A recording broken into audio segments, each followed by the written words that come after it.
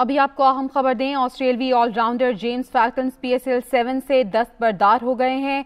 उनकी जानिब से कहा गया है कि PCB ने मेरे मुआहदे का एहतराम नहीं किया, मेरे साथ झूठ बोला गया। इस सब के अंदर अब एक इंतहाई अजीबो गरीब और बदतरीन मामला और आप कह सकते हैं कि कंट्रोवर्सी PCB की तारीख की और PSL की तारीख की इस वक्त सामने आई है। James Faulkner leaves PSL prematurely, accuses PCB of lying and not honouring agreed payments. इसने PCB को झूठ बोलने का इल्जाम भी लगाया है और इसके साथ ही साथ नाज़रीन कराम इसने कहा है कि इन्होंने मेरी पेमेंट्स जो हैं जिस तरह से देनी थी उस तरह से नहीं दी। PSL में ही जी आज दो प्लेयर्स एलेक्स हेज और बेन डकेट विड्रॉ कर गए और दोनों ने बेसिकली एलेक्स हेज जो कि क्योंकि स्टार प्लेयर है, अभी IPL में भी उसको मतलब ख़रीदा गया है कि ये IPL की प्रेशर की वजह से जो है एलेक्स हेज छोड़ के चला गया PSL को। और जेम्स फॉल्कनर उनकी जानिब से कैसा ट्वीट किया गया जिससे मैं भी हर्ट हूँ और मेरी तरह हर पाकिस्तानी वो भी हर्ट होगा। ज़ाहिर है हर किसी को तकलीफ पहुँची होगी।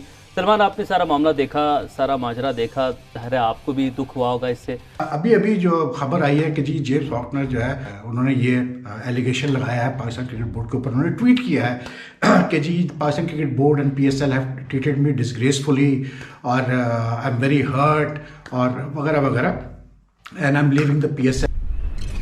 जय हिंद दोस्तों, very warm welcome to Hindustan special channel. बड़ी खबर निकलकर सामने आ रही है कि ऑस्ट्रेलियन ऑलराउंडर जेम्स फॉकनर ने पेमेंट विवाद को लेकर बीच में ही पाकिस्तान की क्रिकेट लीग को छोड़ दिया। इससे पहले एलेक्स हेल्स भी पाकिस्तान की लीग को बीच में ही छोड़कर चले गए थे। जेम्स फॉकनर ने PCB पर आरोप लगाते हुए कहा है कि PCB ने उनके अनुबंध का सम्मान नहीं किया और PCB ने उनके साथ झूठ बोलना जारी रखा। इस पर उनका गुस्सा इतना बढ़ गया कि वह तुरंत ही अपने देश ऑस्ट्रेलिया के लिए रवाना हो गए। उन्होंने ट्वीट कर फैंस को बताया कि PCB ने उनके साथ अच्छा सलूक नहीं किया, उनका अपमान किया गया, इसीलिए उनको बीच में ही इस लीग को छोड़ अपने देश वापस जाना पड़ा।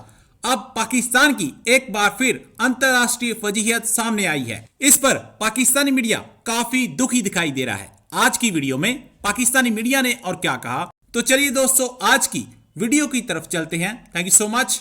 लेकिन इस सब के अंदर अब एक इंतहाई अजीबो गरीब और बदतरीन मामला और आप कह सकते हैं कि कंट्रोवर्सी PCB की तारीख की और PSL की तारीख की इस वक्त सामने आई है और इस सारे के सारे मामले में एक ऑस्ट्रेलियावी खिलाड़ी सामने आया है। इस हवाले से बहुत सी चीज़ें तो इस वक्त सामने आ चुकी हैं। इस खिलाड़ी के PCB के ऊपर लगाए गए इल्ज़ामात और उन इल्ज़ामात पर PCB का रद्द अमल, ये तमाम तर वो एस्पेक्ट्स हैं जो कि इस वक्त पब्लिक हो चुके हैं। आप नाज़रीन कराम सबसे पहले ये खबर जो है ये ESPN क्रिक इन्फो की अपनी स्क्रीन पर देख सकते हैं। James Faulkner leaves PSL prematurely, accuses PCB of lying and not honouring agreed payments. यानी कि इसने मैचेस खत्म होने से पहले और अपने एग्रीमेंट को पूरा करने से पहले, अपने मुआहदे जिस पर इसने दस्तखत किए थे उसे मुकम्मल करने से पहले PCB की ये जो लीग है PSL ये छोड़ दी है। इसने PCB को झूठ बोलने का इल्ज़ाम भी लगाया है और इसके साथ ही साथ नाज़रीन कराम इसने कहा है कि इन्होंने मेरी पेमेंट्स जो हैं जिस तरह से देनी थी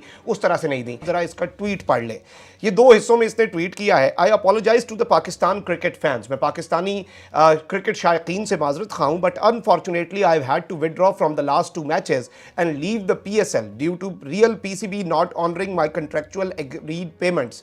यानी कि मैंने PCB के जो मैचेस हैं PSL के वो नहीं खेले और PCB ने मेरी जो पेमेंट्स हैं वो नहीं की। I been there the whole duration and they have continued to lie to me. मैं यहाँ पर मुकम्मल तौर पर रहा लेकिन इन्होंने मुझसे झूठ बोलने पर इक्तफा किया। दूसरा ट्वीट आप देख सकते हैं, it hurts to leave as I wanted to help to get international cricket back in Pakistan as there is so much young talent and the fans are amazing. इसने कहा कि मुझे बड़ी इस पर तकलीफ हो रही है और इस सब के साथ but the treatment I have received has been a disgrace from PCB and PSL।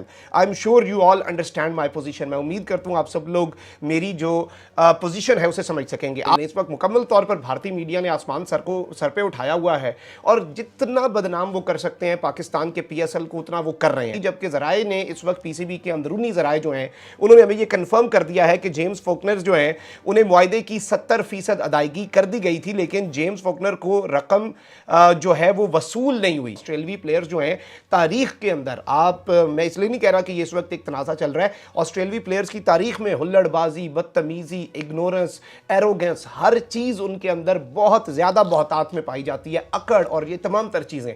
तो ये एक फैक्टर तो ये भी है। असल में ही जी आज दो प्लेयर्स एलेक्स हेज और बेन डकेट विड्रॉ कर गए और दोनों ने बेसिकली एलेक्स हेज जो कि क्योंकि स्टार प्लेयर है, अभी आईपीएल में भी उसको मतलब ख़रीदा गया है, तो उसका कहना ये है कि जी वो बबल फैटिक की वजह से जो है वो वापस जा रहे हैं।